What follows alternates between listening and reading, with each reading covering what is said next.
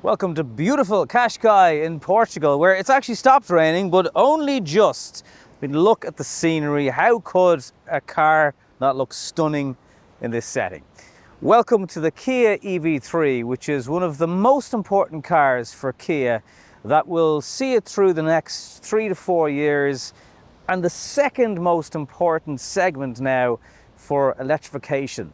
What is also interesting is, even in Ireland, where we like to charge a little bit extra for our car prices, the entry-level version of this car will be a little under €37,000.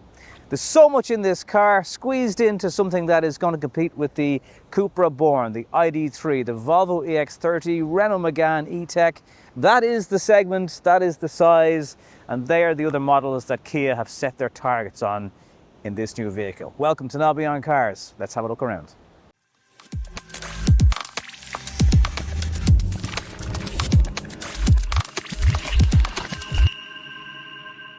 So here are the dimensions of the vehicle, but the most important thing for you as a passenger is probably to understand it has the same wheelbase as a Kia Sportage in the center. So lots of space for passengers, in particular in the back of the car, where maybe in this segment of the car, and especially in the EX30, the rear legroom for passengers is not ideal. And we'll show you all the inside a little bit later on. When it comes to aerodynamics, it's a 3D underbody, 0.263 drag coefficient on the front, and there is an active air flap that closes over 80 kilometers an hour to again help with airflow. And this car is a little bit wider at the front than it is towards the rear, so they call it a boat-shaped design to help with aero and overall efficiency. When it comes to battery sizes, there's a couple of options. This car promises a range of over 600 kilometers on a good day from a single charge. Now that does seem like a lot for this segment of car, and especially in Ireland, it's not really a 600 kilometer one journey country anyway. You're going to stop, and the larger battery obviously pushes up the price of the car and the weight of the vehicle. But let me know in the comments, are you still someone who wants that sort of cushion room with a longer range, or are you happy to get the smaller size battery, save a few quid, and also just accept that you are going to stop and charge? Are you ever actually going to want to do 600 kilometers without stopping? Other things that are fairly unique to this segment of car, there's a 25-litre frunk under here, so you can stick your storage cables, your Type 2 cable. On that note, there will be 22 kilowatt AC charging available from 2026. It's not an over-the-air update, however. It will physically be in cars. So if you buy an early EV3, you won't get 22 kilowatt AC. You do get 11. It's something that ESB networks are actually removing from our charging infrastructure in Ireland. They're investing more in the higher speed. So I do wonder how relevant that would be. Obviously, if you have three-phase charging, it's a great option to have, but bear that in mind if you're ordering an early EV3. So this is the really long 2680 millimeter wheelbase, lots of space to get rear passengers, so just the room between the front and rear wheels. This is a front wheel drive car, so all the power goes through the front wheels. Does that affect the driving dynamics, particularly in the wet, where it likes to rain a lot in Ireland? I will cover that in the driving segment of this vehicle. Onto the rear of the car. Again, these kind of squished version of an EV9, which is still Kia's halo car. They've touched on it a lot today in the presentation. So from the back, it still has some elements of EV9 going on.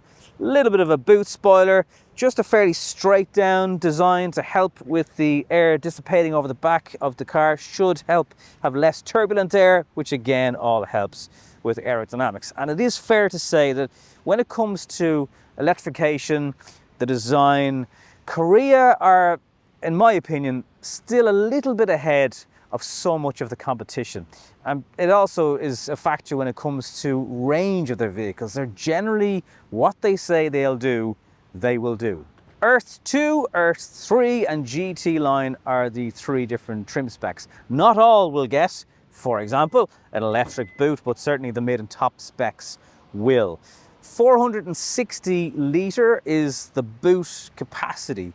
Again, for this segment of car, that is pretty good. You need a kind of bigger crossover to get into the 500 litre territory. There's a couple of options as well. So you have a flexible load cover, which is always, as always, is very helpful for just loading bulkier items. Maybe you've got small kids and bikes and stuff, because Kia do say this could be used as the main family car. They say it will comfortably bring 5 people around with it. So with that in mind, you're going to have potentially luggage for sometimes 5 people. So do you agree with that luggage size? Let me know. And down here, there's a droppable floor, so you can obviously raise this up much higher. You're going to lose some space on that, but it will make your life easier if you're trying to load certain bulky items in and out of the car. Down here we have a couple of tethering points, but there is a distinct lack of things like holders for the shopping. These dividers don't pull out like they might do in a product from Skoda, but handy to have that trunk that I mentioned earlier on, the front at the front of the vehicle, because then you don't need to put your Type 2 cables in here. There is a handle if you don't have an electric tailgate, just to help with closing that boot. Obviously, if you have the button, it does make life easier. And if you're watching this video and you have some previous Kia models, the Sorento, for example, did you know, yes, you can do the Irish jig underneath, but also if you have the key in your pocket and you stand at the boot for 2 to 3 seconds because you have bags in your hand, the boot knows and will open. Try it if you've got an older Kia. Inside the rear of the car, for taller passengers, you might find the space between your head and the roof is not vast, so try that out. Maybe take a car for a test drive or jump into the showroom just to be sure, as we like to say. But when you look around the car, you don't necessarily notice the fact there's 10 different types of recycled materials in this vehicle, including some automotive recycled products, waste from the ocean.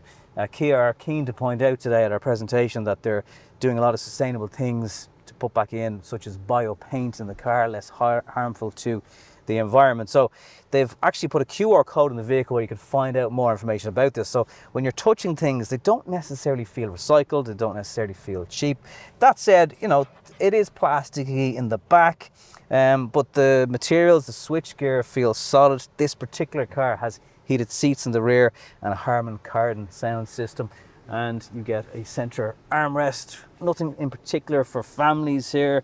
They've mentioned a lot in terms of holders for tablets and devices and things like that, but you can charge those devices with the USB-C ports that are in the sides of the seats. It's a good place to put them.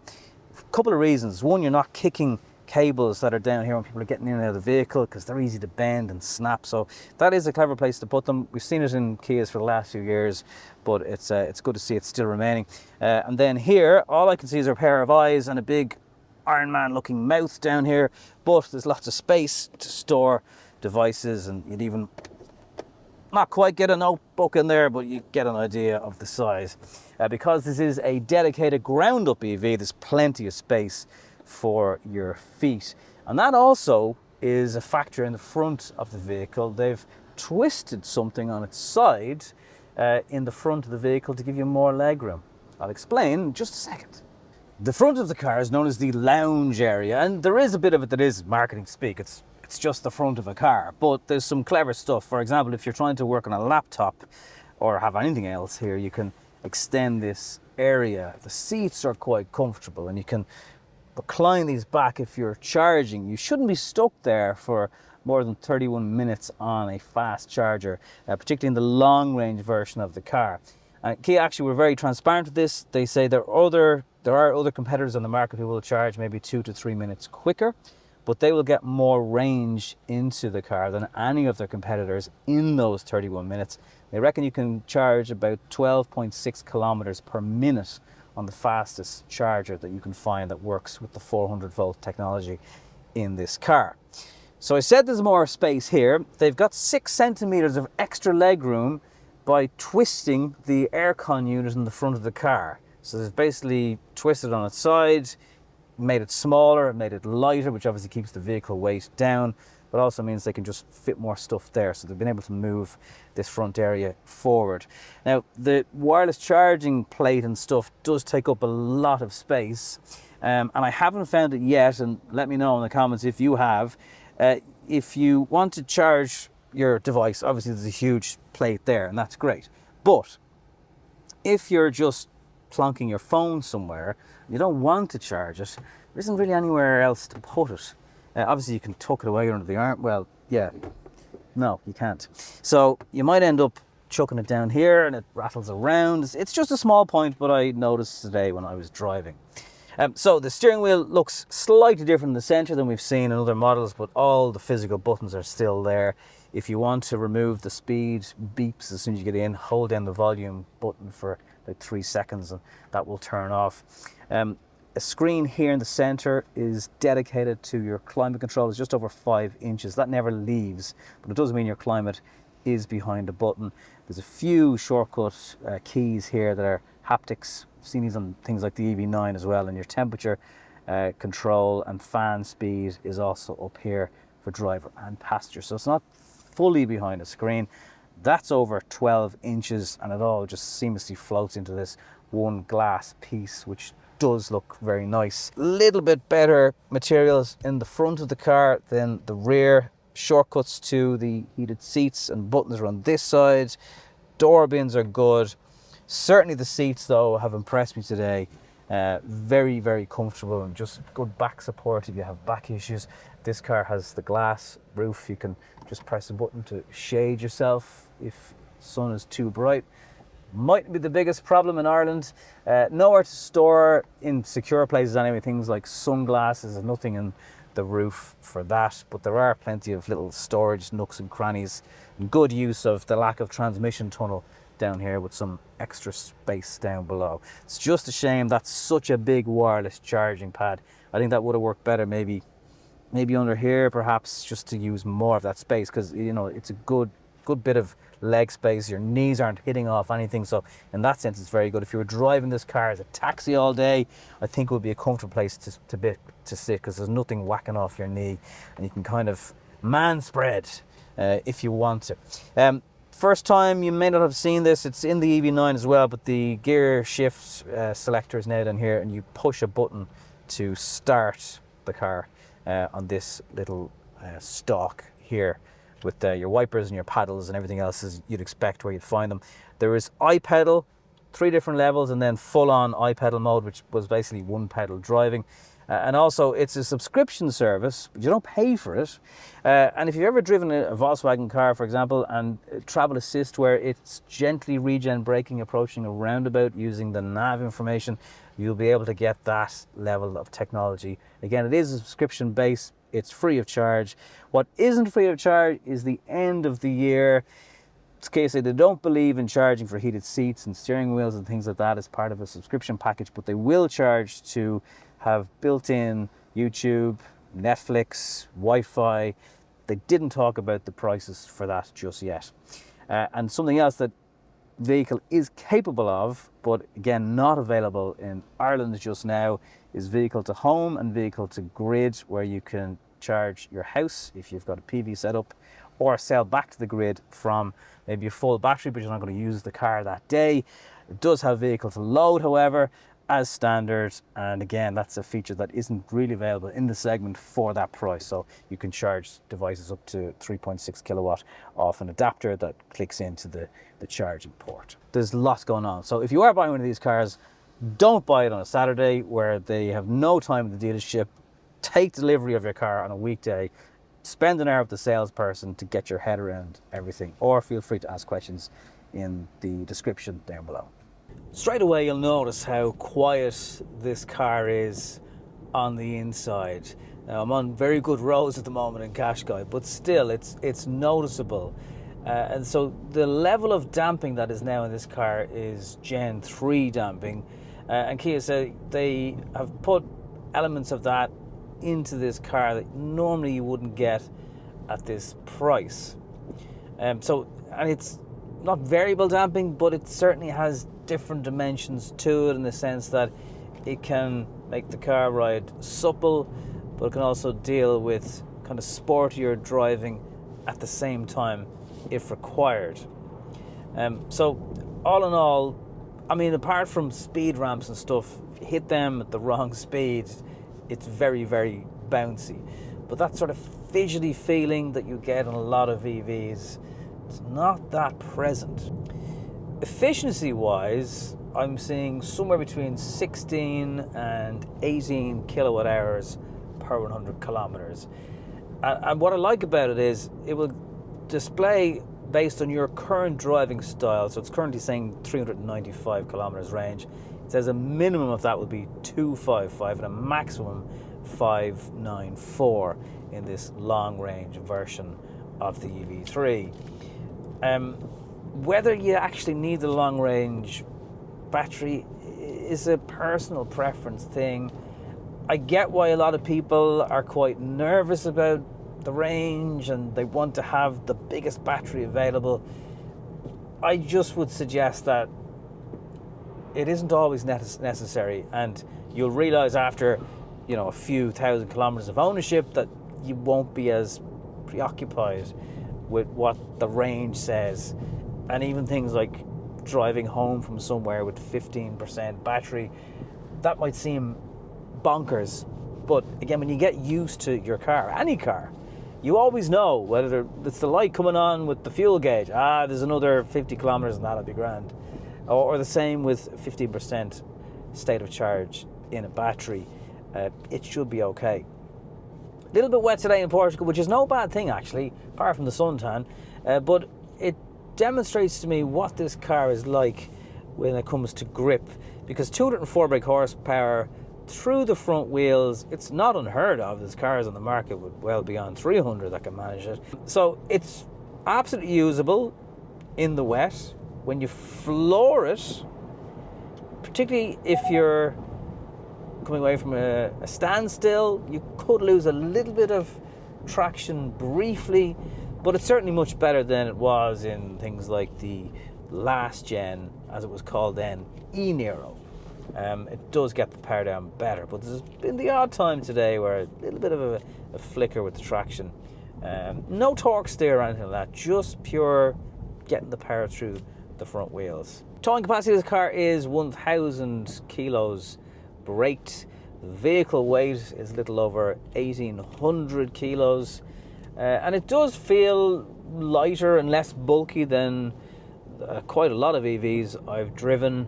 The weight is still there, but it's a better handling car in corners and things like that. Kia also said they have improved some of the motorway driving, so when you encounter a car saying please put your hands on the wheel, and you'd have to wiggle the wheel to let the car's brain know that you're still there, they say you don't need to do that as much in this version of the car. Essentially it's highway assist 2.0, and depending on trim and spec, it will do things like assist you with lane changes. When you indicate, it will actually steer the car for you. I experienced that in the EV9 and it works reasonably well, although I prefer to just change lane myself. Obviously you have blind spot and a good 360 overview camera, frontal collision avoidance, rear cross traffic monitoring, so plenty of safety ADAS aids to keep you happy, and plenty that will beep and annoy the hell out of you equally.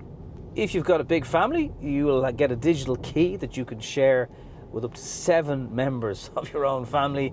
There will be artificial intelligence on board with ChatGPT. It can do things like play quizzes with you to pass the time. Something else that's good, if you use the inbuilt nav and you're using charger routing through that for longer journeys, it will tell you at a charger destination, when it knows where your final destination is, it will tell you, look, you need to charge to 41% here and then go. So it takes the guesswork out of your planning. Paying for things with your car is a nice feature. Plug and go is available with this car as well, similar to something like the Tesla setup. You just plug your car in, it has all your billing data. You're not using cards, you're not using apps, you don't have to tap. Just plug the car in and it will bill you later. Just on the twistier stuff now where I am, so again it's quite wet today, just testing I suppose what they've said this car can do in terms of handling. It certainly is really well damped over now less than perfect condition roads. The ride is still smooth, plenty of power. The regen braking is nice. You can set it up to suit a sportier drive if you wish. I'm just on level 1 here. That beep you can hear is lane keep assist. You can obviously turn that off. But yeah, it's good in corners. It leans in well. There isn't body roll. There's plenty of grip in the car. It's just at about 80 kilometers an hour, where it's just starting to feel on wet, twisty mountain roads that it could potentially just lose a little bit of traction on you. But again, I'm putting the car through driving situations that the vast majority of people are not going to want to drive around in on a daily basis. But I do get that sporty enough setup that they've mentioned.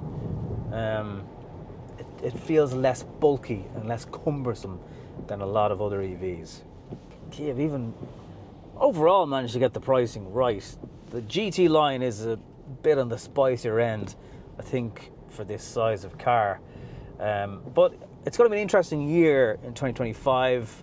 While 2024 is the second best overall year for electric vehicle sales in Ireland, the overall figures, you just have to look at October's figures, for example. I'm filming this video on the 5th of November. While some of the headlines can be a bit misleading, perhaps a bit clickbaity, the numbers are extremely low. I know we're a small country, but they're still extremely low. The Nissan Leaf, for example, had a massive Lazarus comeback in October because you can buy one new for 22 grand now, and Nissan registered almost 60 Nissan Leafs last month. But there is no getting away from our lower EV sales figures. They're not in a good place.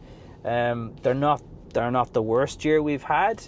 I think the government still probably need to do more. Things like tapering off the electric home charger grant as quick as they did. There's still decent VRT relief and the SEAI grant. Maybe there's other ways we can incentivize people to go electric. I'd hate to think, as a petrol car owner, that they're not going to take it out of iced owners and try and subsidise it that way by pretty much forcing people then into EVs. But we do need to see more of this price and size of electric car in Ireland. And I think seeing things like this and how good these cars are for this price will just explain to people where we are now with electric cars. Started this video today and it was sunny. Now it's foggy and misty in the mountains somewhere. Portugal's weather is a little bit Irish today. Anyway, it's time for my summary. So not quite 37,000 euro for the entry-level version of the car. That's the Earth 2. I think the sweet spot for me would be the Earth 3. The GT line, you're talking an extra 10 grand off the entry-level price of the car. You can get the Earth still with the long-range battery. That's over 80 kilowatt hours net, which really is quite good. And I think that's more than anybody's going to need. And also, when you get up to the higher price of the car, you could get an EV6 for the same price. You can get one of them for about 46,000 euro now. And despite that car being around 3 to 4 years at this stage, it's still a very relevant car when it comes to the charging speed, how it handles, and there's actually a facelift version coming in the first quarter of 2025. We'll have a look at that video in the next couple of days, so do consider subscribing to the channel if you're not already there. The main takeaways for me, it's very comfortable. The damping that they mentioned is definitely really, you can feel it in the car. It's got a lot of space squeezed inside. I do think even the Earth 3 with the larger battery, still value for money in that when you look at some of the competition. One obvious car that hasn't arrived in Ireland yet that is worth considering versus this is the new Skoda Elroq. Similar prices. That will have a dual motor option. So you might want to consider that as well. And again, I've had a look at that car. You can hit that link to see it. The other aspect, and I'm actually thankful that it was raining in Portugal today for a little while, because it gave me an idea of the traction. Remember a few years ago, it was called the E-Nero before it was just the Nero. The the grip on that car, because there was so much power going through the front wheels, and there still is in this vehicle, 204 brake horsepower.